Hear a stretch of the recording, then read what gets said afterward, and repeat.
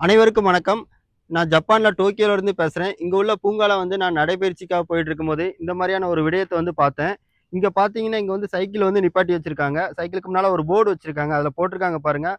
"டோகோதோமோ கரிராரதே சுகினா பசோனி கயசருன்னு போட்டிருக்காங்க. அதாவது சைக்கிள் நம்ம இங்க வாடகைக்கு விட்டுருப்பாங்க. நம்ம இங்க நம்ம சைக்கிள் எடுத்துக்கலாம். எடுத்துட்டு நம்ம எங்க போணுமோ அங்க போயிட்டு, அதுக்கு பக்கத்திலே போற இடத்து பக்கத்திலேயே சைக்கிள திரும்பி குடுக்குறதுக்கு அந்த இடம் வச்சிருப்பாங்க. அங்க நம்ம சைக்கிள திருப்பி குடுத்துக்கலாம்.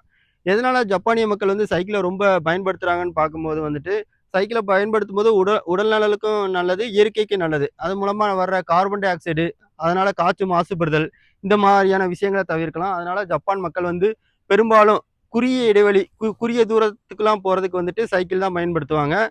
ஆ அத தவிர்த்துட்டு பைக் பெரும்பாலும் பயன்படுத்த மாட்டாங்க. அதுக்கப்புறம் கார் ரொம்ப பயன்படுத்துறாங்க.